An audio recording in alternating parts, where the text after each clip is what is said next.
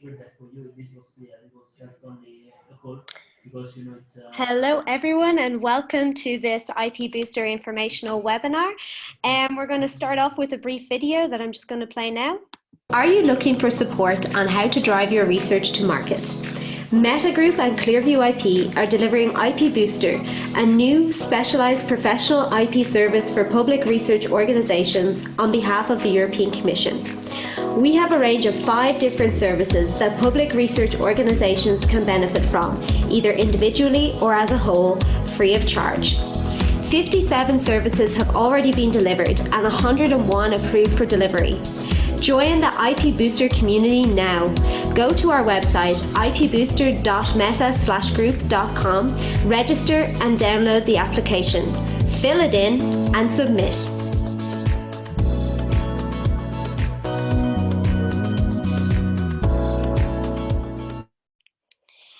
Okay, everybody, so that video was a brief introduction to the IP Booster services. Today you're going to hear some more in-depth information about what's on offer within IP Booster, how you can apply, and also we're going to hear from a beneficiary, hopefully, who has already benefited from IP Booster. Before we get started, we'd like to know who is in the room with us today. So we're going to launch a quick poll to find out. Andrea, you ready to launch?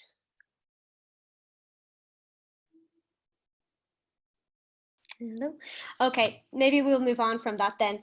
I will just briefly introduce the number. I will just briefly introduce our colleagues and the people who will be working with us today.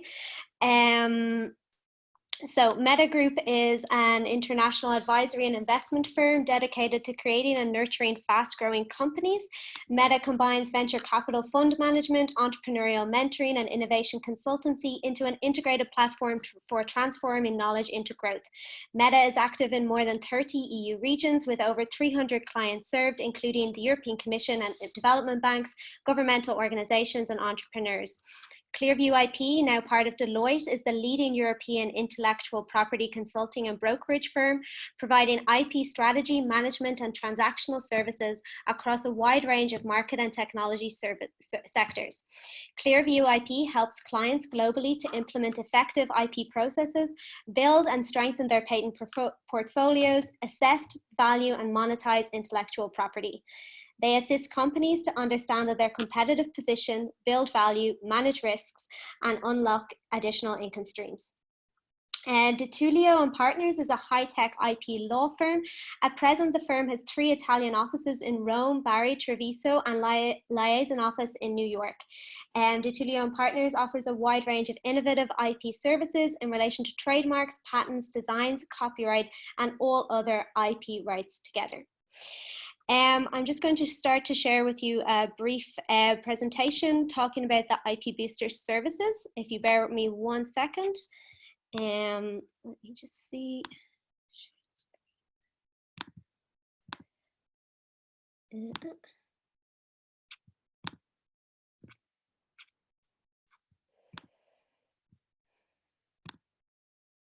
Voila. So in a nutshell, we have 5 services available. They are patents, design and trademark applications, initial IP audit, patent landscaping, IP evaluation and due diligence, and also negotiating technology transfer. To briefly tell you, you must have an EC-PIC code to apply.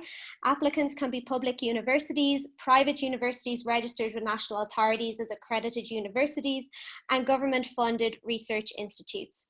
Each public research organisation can benefit from up to €25,000 worth of services. However, the price of each service varies, so we strongly advise you to apply to the service that you need most, and then our experts can evaluate whether you have budget remaining and let you know whether you can apply for others. You can see that not all services cost the same amount to run, so please do get in touch and discuss your particular needs with our experts. We invite you to get in touch via email. You can find our email address on the IP Booster website, and it is ipbooster@meta/group.com. Our website is a similar address. It's ipbooster.meta/group.com. You can also mix and match services, taking 3 service 2s or 2 service 3s instead of one of each of the available services. However, the sum total of the services you avail of cannot exceed 25,000, and you should consult our experts for advice on this. I'm going to quickly go through the agenda for today. So after this short introduction, there will be a breakdown of all the services from our different expert teams. First up will be Clearview IP. Next, we will have Ditulio and Partners. And finally, Lisa Kyoe from Meta will present the final service. We will then hear from one beneficiary, which is Dr. Vlada Petrovic, who is the head of technology transfer at the University of Zagreb. We'll then go briefly through the application process, and then there will be a question and answer session. You can submit questions at any time by writing them into the chat box, and I will pick them up there and direct them to the relevant recipient. So thank you for your time. And I'm going to pass the floor now to Clearview IP.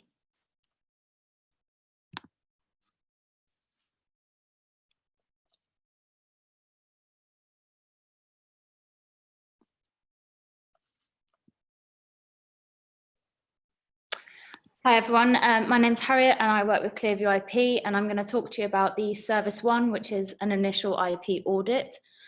So I'm just waiting for the slides to load for you. There we go.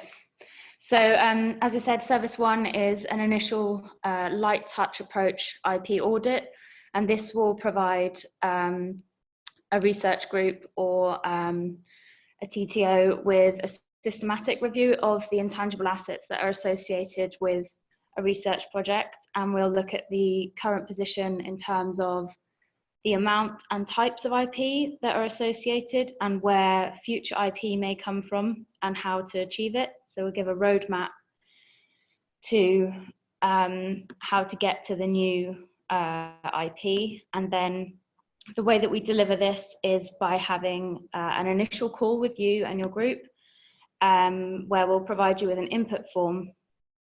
And then using this input form, we'll go away and create our report, which will help to give you the outcomes, which will be, as I said, a list of current IP assets and a roadmap for future assets. We'll also provide guidance and education on the types of IP and how to protect when entering commercial discussions. So this service is particularly useful for a starting point to develop a commercialization strategy, to identify all of the foreground IP that could be exploited from an ongoing or completed research project. And it also gives a sort of business orientated advice based on the portfolio and the situation of the research group that we're providing the service to. I'll now pass over to Robin, who will talk to you about Service 2. Hi everyone, this is Robin Walton here from Clearview IP, now part of Deloitte. So I want to talk a little bit about Service 2, so if we just move to the next slide. Service 2 has actually been quite a popular service. It's patent landscaping, you may have heard that term before. So as I said, it's been quite popular, and we've worked with 40 PROs and universities over the last year delivering this service. And you know what we found is that the people we've been working with have been absolute experts in their field and have a very good knowledge of what's going on in their field, particularly in terms of academic papers and publications. But they don't always have sort of good knowledge of what's happening from the patenting side of things.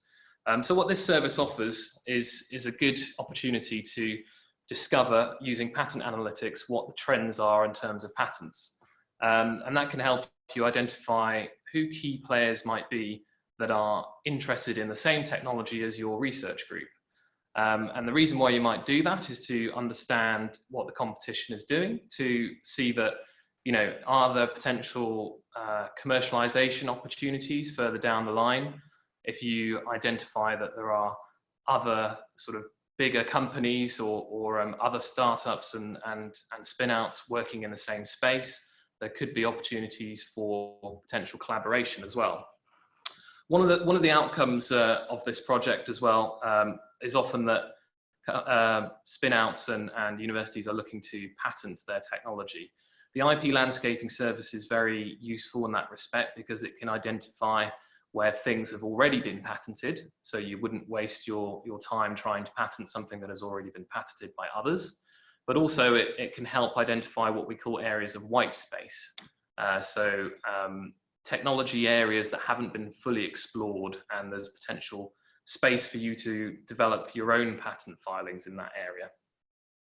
One of the things we also look at is patent risks. So as I'm sure you're all aware, patents can be used in litigation. So there are risks around developing a new technology and trying to bring that to market. So what we can do is look into whether there's been any litigation in the area that you're interested in, and to kind of report on who those key players are that own some of the key patents that have been used in litigation. So this is very useful for helping you decide what your strategy might be around IP. Without a landscape, without this kind of research, you don't really know what area you're operating in terms of other players in IP. And this can be very helpful in explaining to potential investors if you're looking to spin out the technology or get investment into the group, as to where your product or your particular project sits in the larger picture. So I've just got a few visuals on the next slide which show some of the outputs of this service. So one of the things that you can see in the top left there is it will show you who owns the most patents, and this is actually from a live actual example, and this particular player did actually really dominate the scene and own a lot of patents in this technology field. The top right one shows you historically what the patent filing strategy has been for these various different companies. So you can see over time some companies have increased their patent filing rates, whereas other companies have been more sporadic or actually decreased their patent filing rates. And that can give you some insights, some commercial insights into what's happening, who you might want to partner with, and also just generally being able to explain where you sit in that kind of global trend. Similarly with the bottom two charts as well, that is showing jurisdictionally. Well, obviously China at the moment have a huge amount of patents being filed in all areas, and we've seen that across many of these landscapes. But what you often find is that sometimes those patents aren't actually enforced or taken all the way to a patent grant. The chart on the bottom right as well shows what the trend is in the particular industry we're looking at. Whether the trend is there are more patents being filed over time and it's increasing, or whether it's tailing off and it's sort of reaching a technology mature point. So I think that's all from me on the landscaping piece. So I think we'll hand over now to Tullio.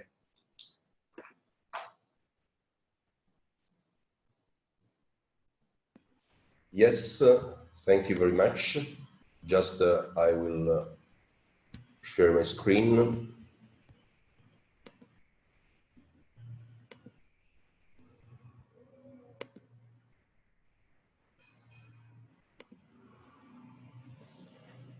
So, good afternoon, everybody.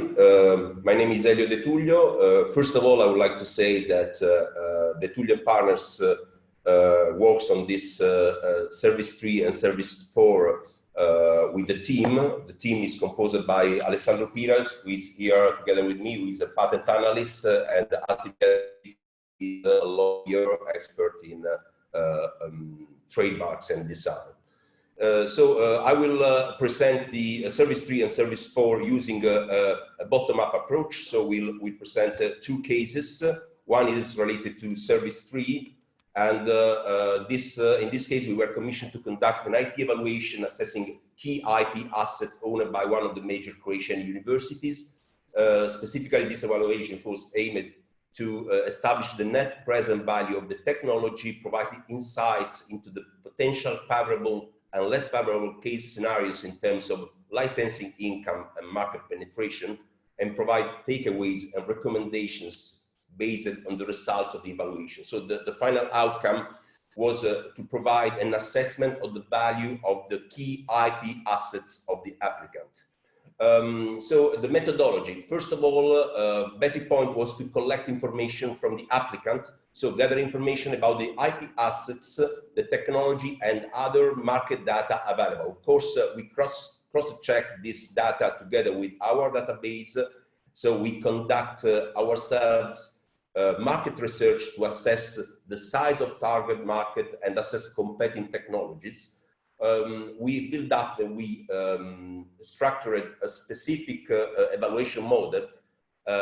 Then we applied the model parameters and produced the evaluation outcomes. And then we summarized everything in a final document with findings and figures.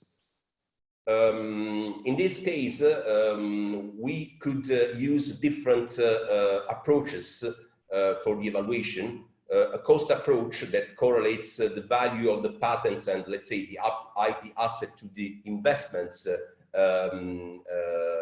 made into generating the portfolio. A market approach that correlates the value of the patents to the estimated price that the portfolio is likely to have in the open market in an outright patent sale scenario.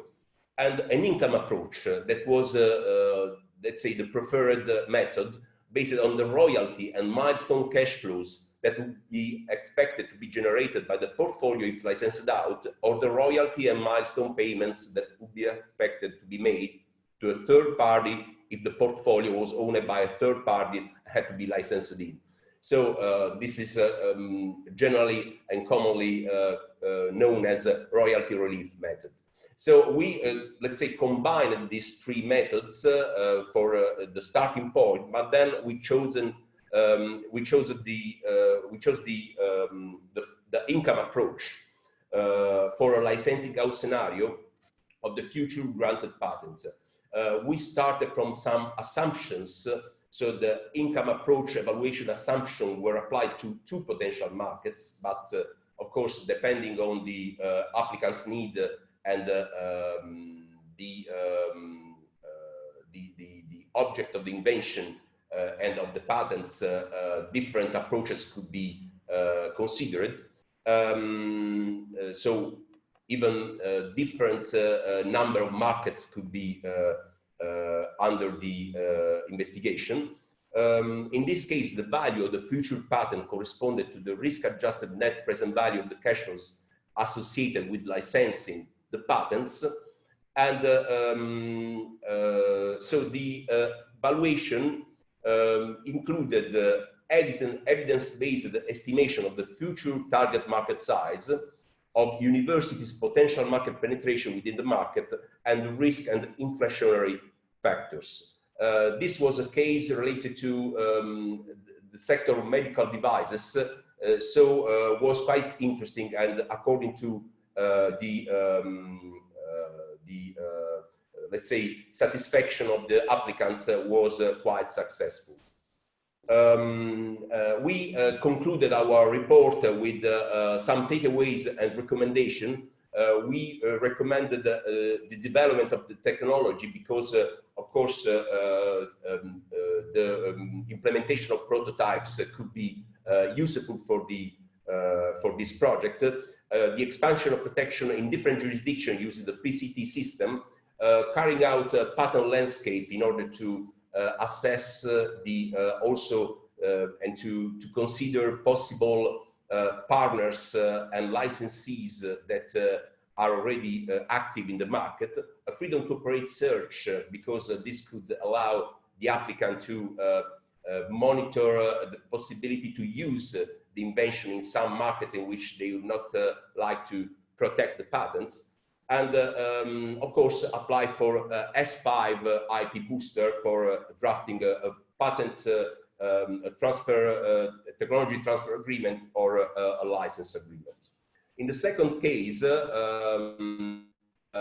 we are talking about S4, so supporting drafting patent design, trademark applications. In this case, we were commissioned to support the major Italian research center in drafting claims of its European patent application. Of course, this service is decided in order to support universities and research center also to draft trademark application or a design application to bridge the gap between the ideation to the implementation of the protection.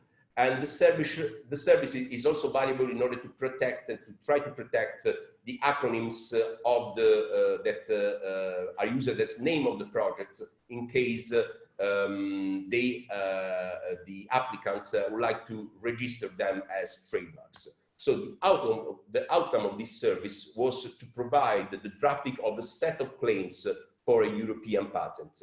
The activities was started with gathering information from the applicants. In this case, the technology was related to the water treatment sector, and a template was sent to the applicant in order to request several information and documents, and the applicant provided some patent search already carried out, some application and scientific publication that were already filed in the past, and this allowed us to carry out an additional patent search, trying to assess inventive step and novelty. And then we, of course, went through the core of the invention, and we started discussion with the applicant in order to draft this set of claims. So at the end, the outcome of this project was to provide this set of claims, and this set of claims was drafted proposing to protect the product itself, the method for manufacturing, and the device comprising the product. And of course, together with the set of claims, there was also discussion in order to help the applicant to protect the invention internationally using the PCT system or the national system of protection in some specific countries. And this was the case because at the end, according to the information collected, after the European patent was suggested to use the priority rights in order to file specific application in some specific countries of interest. Of course, another takeaway and recommendation was to carry out a patent landscape and be constantly updated about the possible invention around their own technology through a surveillance system to be activated in order to be updated about the state of art. And final takeaway message was to apply for Service 5 of IPBOOSTER, so drafting contracts and agreement. But of course, the final and basic main outcome was to give these 19 claims to protect the invention through the European patent. Thank you.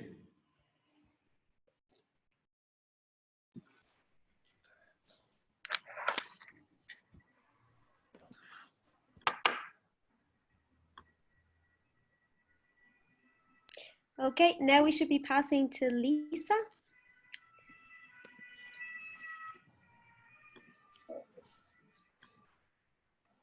Okay. Great. Okay. Thanks, Harriet. Hi, and I'm Lisa Cowie. I'm one of the experts who helps deliver the S5 service, and I'm also somebody that you can come and talk to about the overall IPBOOSTER program, how you might want to use it, how you can use it strategically, how you can plan to use it over the next 2 years. So I know some of you out there have been talking to me over the last few weeks about how best to engage.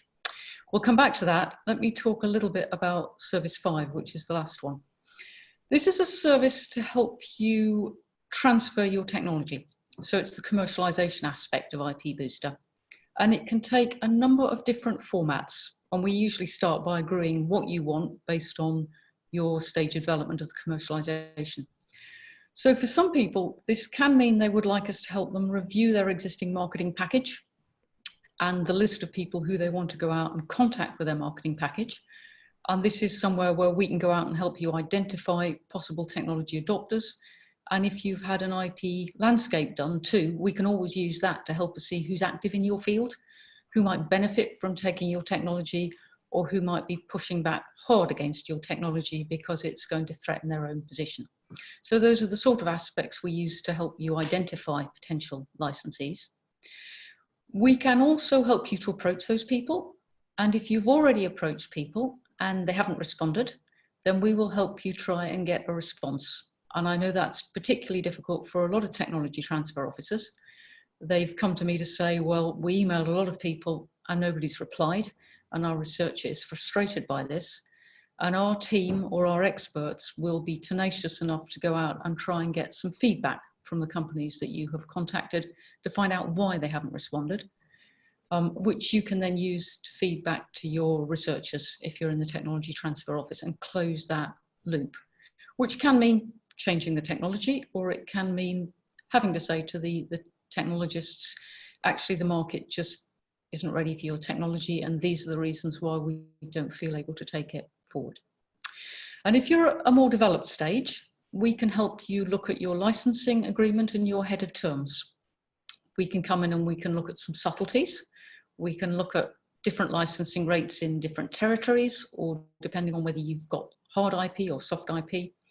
We can point you towards a valuation if you haven't had that service done before, which will give you a good starting point for your negotiations. We can also look into royalty rates. If you're not sure what a standard royalty rate would be for your sector, we can go away, we can look that up, and we can come back and help you know that's the firm place to be starting from. And as you actually go into licensing agreements, we can help you behind the scenes with the negotiations. We can brief you beforehand. We can help debrief you afterwards. And if necessary, as has occasionally happened, we can take telephone calls during negotiations to give you a sounding board as you come out of the room and say, well, this is what we've been offered and what do you think we ought to do? We can also work a little bit if in the early stage you are still negotiating between the researchers and the university, which we do find happens. It's often a time when you get tension between the researchers and the university over how they want to approach a licensing deal.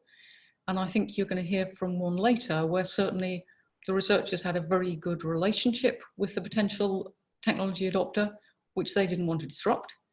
And the university wanted to take a slightly stronger line over what the technology was worth, because they'd had a valuation done through us. And we were trying to get both sides to work together so that both of them felt they would get value out of this and neither would damage an ongoing or future relationship. So we can support you both with the licensees, but also inside the group. And the other area where we've seen quite a lot of activity is with assignment of rights to researchers, with some universities who are saying, well, actually, we don't want to take this forward. We want to assign the rights to our entrepreneurial researcher who's going to start a spin-out company, which should sound quite easy assignment of rights. But one of the things we advise them on is how to deal with what happens in the future. So I've had a couple of researchers who've said, well, the university will assign all the rights to me, but I want to make sure they benefit in the future, which is a nice offer. But we also need to make sure that the university is protected. We look at warranties, we look at indemnities. We try and find out what happens if the investment comes in and they don't want the university to benefit, or if something goes wrong down the line with the technology and somebody comes back and tries to sue the university. So these are all the aspects of an assignment of rights that we can look at too.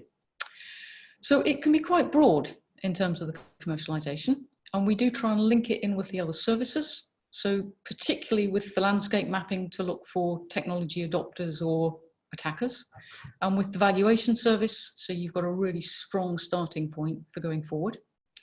And in terms of how many of those aspects you would get, that will depend partly on where you're at in your stage of development and what we can actually do by way of supporting you.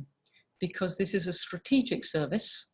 A lot of people have come to me and said, well, we understand we get €25,000 worth of your support. And I have to say, no, unfortunately, 25,000 is the total value of IPBOOSTER. You will get a small strategic slice of my time or my colleagues' time to help you with this phase, this service 5, if we come and we deliver that to you.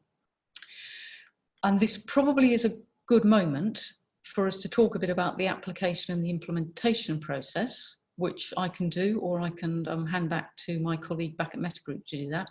But before we do, having presented the 5 services to you, I'm sure you now have questions about them. So one of our suggestions would be that at this moment, you start putting some of the questions into your dialogue box in front of you and sending them over. And Catherine at Metagroup is going to pick them up. And when we come to the end of how you apply an implementation, we will address those different questions individually. We'll point them at somebody. But unless anybody is going to, Catherine, stop me, what I'm going to suggest is I go on and talk a bit about the application process. Yeah, if you want to go ahead, that's fine, Lisa. Okay, let me just see if I can move downwards. Okay, let's have a little bit of a look at application assessment. You apply online. So the best thing that you can start by doing, if you haven't done it already, is to go and make your registration on the IPBOOSTER website, for which you will need your PIC code and your email address. If you don't know what your code is, or you're not sure what it is, there should be a link there that will take you off to the European Commission site where you can check. You can look it up. The PIC code is something that your university will have been given if it has applied in the past for funds for the European Commission. And if the Commission has previously supported you, then you are now eligible for IPBOOSTER.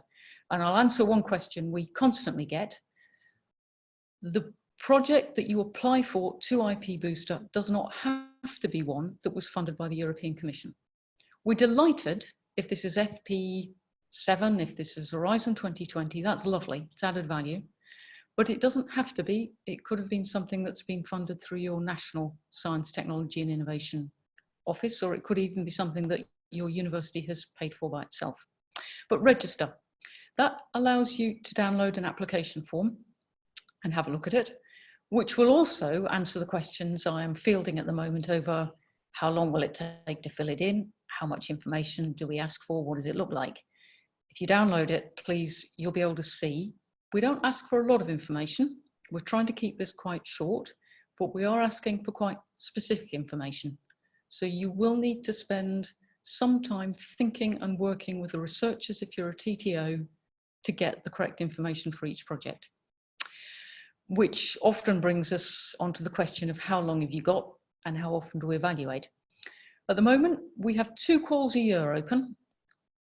You can constantly apply, you can always send us an application, but we will close the call approximately every 6 months and evaluate. And the deadline that we are now approaching is early March. I think it's March the 8th. Yes, okay, so if you haven't already downloaded a form, and if you think you might want to use the service, I would urge you to download it because you've got until March the 8th to get your application in this round.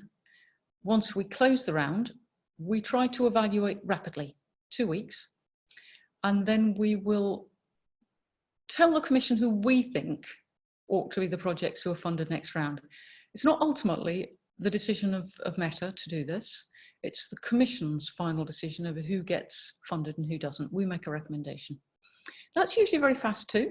So we would hope that within 3 to 4 weeks of our deadline, we are able to tell you that we're going to be able to kick off support for you.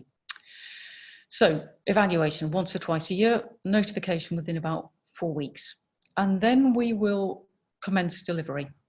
And we would like to have that service completed within 3 months of starting it. Not because it's 3 months worth of support, it's not strategic, because we actually feel that we can deliver over 3 months, provided you are active in coming back to us, answering questions, and doing your side of the service delivery. What we do ask is that you do not apply for a service until you are ready within 3 months to receive it. Please do not apply on spec for services you might want in 18 months, partly because this will block your organisation obtaining funding for other projects.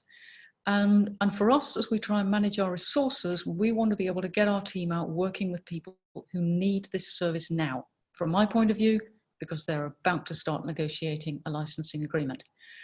So if, for example, you are still waiting to obtain funding from your national agency for funding for research, you're probably not going to be ready to have a commercialisation service delivered in the next 3 months. So please make sure you are ready to take these quite quickly. And then we will try and have everything wrapped up for you within 3 months, provided you work alongside us. If I just go down to our delivery slide, again, people have been asking me, how does this work? Once you have been notified that you've been accepted for a service, we will ask you to fill in a data input sheet for that service. And we have one for each one, 1 through 5. This allows us to be briefed at the point where we make our telephone or Skype call to you. We know at the moment what the stage of development is, what information you have, where you have gaps, whether you're just waiting for your grant to be approved, or actually whether you've already got ahead of terms and you're ready to start negotiating with the company.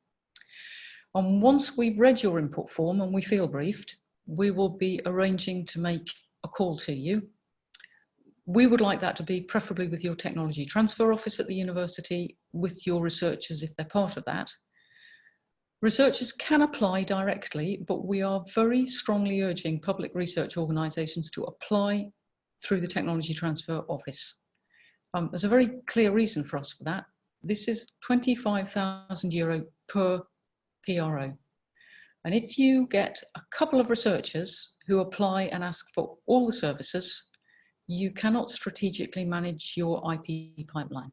So we're trying to work with organisations that have an overview of what's happening inside, who can decide that actually they want to reserve some of their budget for next year when they know they're going to have a big project coming through. And what they don't want is to find that one research group have committed the entire budget for one research proposal. So we'll do a team call, technology transfer office, the researchers, whoever else needs to be on that call, and we will jointly agree an action plan with you. And again, this is where we manage expectations, because these are not huge services. The scope is not massive that you can get from us.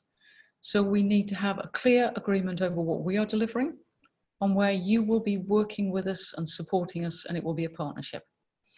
And we will agree that in writing with you, so both sides know what they're expected to do and timescales.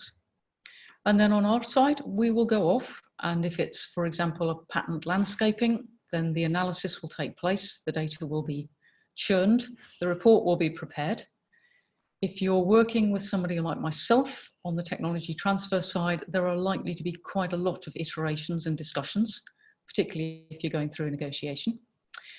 And ultimately, we will have a feedback session where we can discuss what we've done over the course of the project, make sure that you are happy, that you understand, that you feel empowered to go forward and use the results for the commercialisation. And then we will sign you off and invite you to come back if you still have budget again and we think you need our services, particularly if, for example, you've had an audit and it's revealed that now you should be preparing for patenting, or you've had evaluation and you're now ready to go out and do some negotiation. I've tried to answer some of our most frequently asked questions in presenting that, but again, if you have more, we would invite you now to send them across to Catherine. Catherine, can I hand back to you at this point? Yeah, absolutely. As Lisa said, we are collecting questions here. While we collect some more, I'm going to hand you over to Vlada. Vlada is the head of technology transfer at the University of Zagreb in Croatia, and she is going to tell us a little bit more about her experience with IPBOOSTER. Okay. Hello, everybody. Can you hear me? Yeah, we can hear you perfectly. All right, that's great. So yes, like Catherine said, my name is Vlada from the University of Zagreb, head of technology transfer office. We have been user of IPBOOSTER on 2 separate projects, and one is still in progress. One has been completely successfully, thanks to IPBOOSTER. So in both cases, actually in both projects, we have used Service 5, which is the negotiation, and Service 3, which is the valuation of the intellectual property.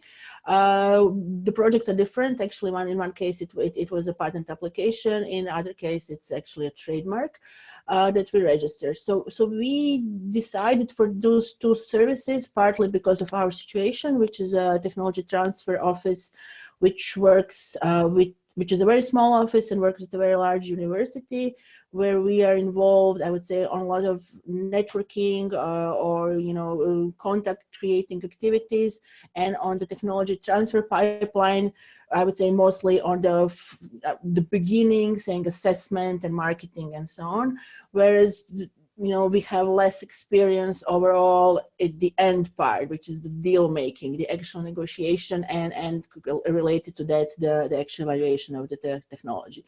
So this is what we felt was the service that would, for us, and like one of the speakers said, be most strategic and most relevant to help us. In the first project, we actually started by applying for S5, so the support for the negotiation.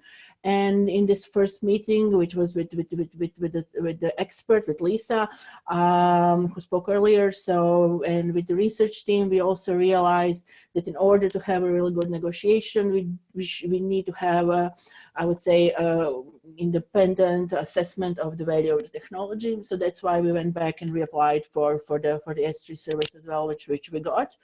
And I think supported by those two packages, we as a TTO were really able, I would say, to manage expectations on all sides. So to have a credible and good communication with the company, to have a very good communication with our management, to have a good communication with the research team, and overall to close the deal in a way that all sides felt really, really good about. So I don't know if any other questions or anything else that you might have that I can also help answering from our own experience. Thank you very much, Vodka, for that. Cheers. So guys, now I'm going to start fielding some questions. The first question that we have has been asked: are private non-profit research organizations eligible for this service? Lisa, maybe you want to respond to that one? How do I? Can you hear me, or do I need to share my screen? We can hear you. You can hear me. Okay, that's probably good enough. If I was German, I would say the answer is jein. Yes and no, probably. What we would be advising you to do would be to get in touch with us so we can give you a definitive answer. If you are basically an accredited educational establishment, then normally we would be saying yes. What we cannot do is support projects that come from commercial entities, and in particular companies. So in some countries it's very clear you can be a private university, but you are actually registered with your ministry as being an accredited education provider. And in this situation, I think the Commission would be saying yes. But if you have doubts, come and talk to us about it, and we'll take a look. Okay, the next question is, I think, for Clearview IP. It's asking, what is the relation of Service 2 patent landscaping with a patentability search performed by a professional and with a freedom to operate search? And are those two services included under IPBOOSTER? I'm happy to take that question. This is Robin here from Clearview IP. Well, the sort of original intention of S2 is more broader, I would say, than a freedom to operate type search or patentability search or novelty search, as you might call it, which is a bit more specific, looking at the particular, very specific technology to see, are there any potential infringement concerns, or is it potentially novel enough that we could file a patent? So what I would say is that we have been able to, under the scope of S2, do those kinds of reports. Because essentially S2, as a landscaping service, allows us to be more narrow in that we can actually do some level of freedom to operate and novelty search within that as well. So I would say the best thing to do is, if that's the sort of service you're interested in, is to apply for the IPBOOSTER, but make it very clear that you're either interested in using S2 for freedom to operate purposes or to understand more about the potential novelty of the invention you have. Okay, the next question is in relation to S5. The question is, under S5, you said that you only provide support. Does this mean that you only identify, let's say, the potential investors, and the negotiation is left to the TTO of the university? we will definitely also need legal advice, and is that included? In terms of how much support you actually want through S5, it can be quite intense. What we're unable easily to do would be to turn up and be in the room while you had the negotiation. We cannot travel and come to another country and actually be in there. But in terms of briefing you before, after, and as I said, if necessary, during, yes, we do have people on our team who would be able to talk you through the licensing negotiations. In terms of the legal advice, it would depend strongly on what aspect of legal advice you are looking for. And I don't, Catherine, I don't know, do you have anything more specific on that question of what the legal advice is? No, that's all we have. It just says we will need legal advice, and that's all. Okay, I mean, I think probably the nearest we've had on a couple of occasions is we have reviewed licensing agreements and said, at the moment, you have nothing in here over warranties and guarantees. We strongly recommend that you include them. But what you may now want to do is talk to a national lawyer about how this would operate under your own law regime. And that is an aspect we need to draw to your attention. This varies from country to country. We can point you in the right direction and make you aware of issues, but this is never going to be a substitute for getting local legal advice. Okay, and then is there a limitation of the services if the patent was filed in the US rather than the EPO? I don't see why not. No, we're not, I think, bothered by where the patent has originally been filed. Again, it would depend on what service you were after. The issue is eligibility of the applying organisation, not issuability of the IPO. Mm-hmm. I just have a little clarification on the legal advice question. It's the legal advice referring to concluding a licensing agreement. I would need even more information than that, Okay. I think. But what I would say is that clearly this is somebody who wants to talk specifically. Get in touch with Catherine or myself or through the IPBOOSTER generic email afterwards. We'll make contact and we can talk about this over the phone with you. Mm-hmm. Okay? Probably I can add something about this. Tulio. Yes, because of course, as mentioned before, we are lawyers. In our team, we have lawyers, so we have supported some applicants in order to provide them specific advice on some contracts or agreements, and this can be part of Service 5 or also part of Service 3 somehow. Because we can, of course, give some information about royalty rates or other kind of licensing related aspects of the contracts. So in this case, as mentioned before, you can file an application and the application will be processed, and we will see if any legal advice can be offered to the applicants.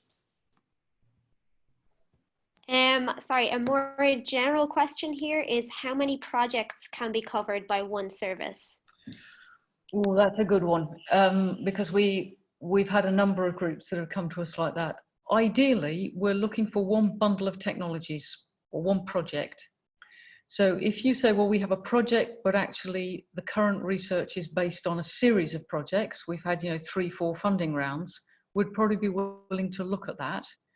If you come to us with your entire patent portfolio from the university, we won't say no. IPBOOSTER has actually done this for at least one university, but what you have to bear in mind is the size of the service that you are being offered. We can't make it a bigger or more valuable service, so the more technology you bring us, or I'll put it the other way around, the smaller the technology bundle we look at, the more in depth we can look at. Just another point there. I think it's helpful to mention that where the projects are very closely linked, as in there's been some interaction between them and the technology is very similar, those are probably the projects you want to consider bundling together into one package, where, for example, a patent landscape can cover both of those areas. Where it's difficult is, as Lisa said, if you've got lots of different technology areas, then that makes it very difficult to do a focused research project around the IP on that. I have another question, which is, can an organization apply for more than one time? It's a good question. Perhaps Lisa, do you want to? Yes, absolutely. You can apply often, apply early. You can apply as many times as you want until your budget is used up.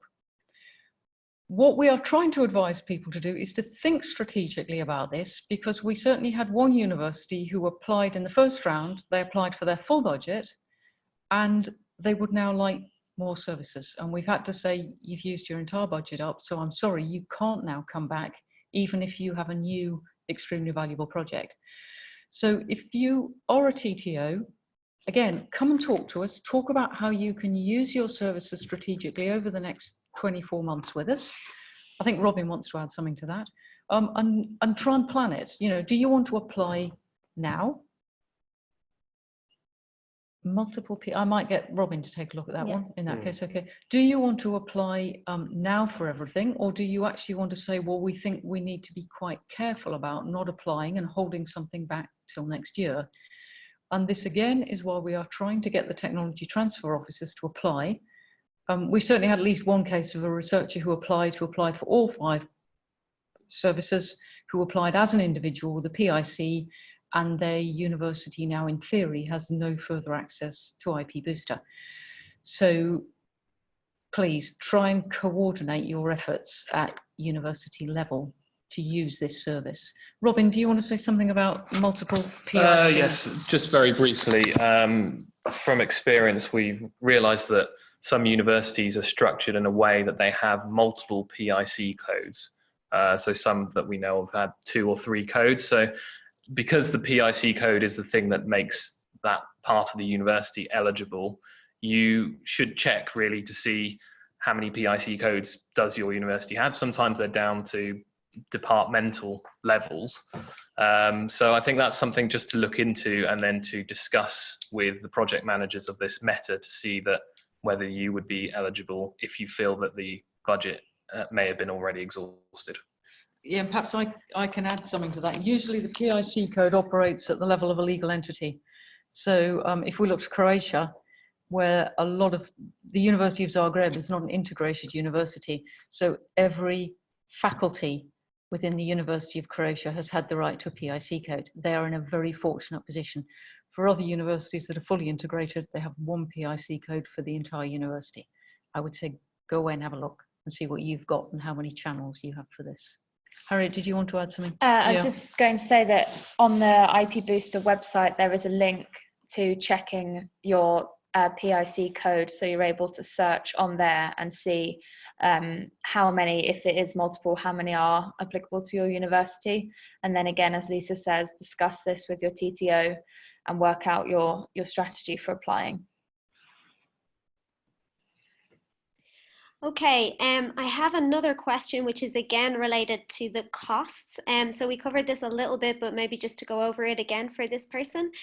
They're wondering, is there a cost of each service provided, or is this decided ad hoc based on what is requested? There is a cost for each service provided. And this was something that was costed at the point where the project was put together as a proposal. I think it was originally hoped that because it's 5 services and 25,000, each service would cost exactly 5,000 and they would be interchangeable. They're not. Some of them are much more intensive in terms of times and effort than others. So if you had all 5, they are up to 25. If you want 5 S1s or 5 S5s or a mixture of that, you will approach using up your entire budget in different ways.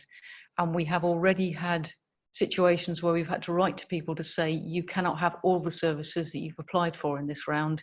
These are the combinations that are possible for you. So again, worth coming to talk to us in advance so you can make some tough decisions over which ones that you take. Catherine. Perfect.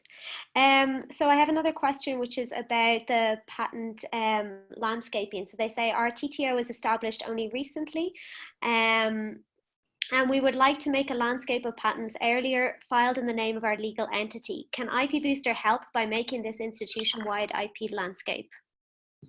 Yes, I think the answer to that question is yes, we can certainly help with that. And we've done similar projects like that for other universities. So yeah, do apply.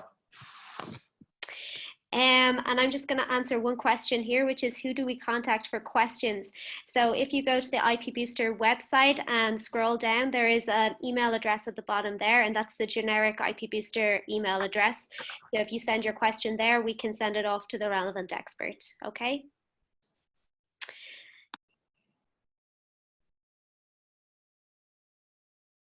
Sorry, I think that we're coming to the end. I don't see any fresh questions coming in.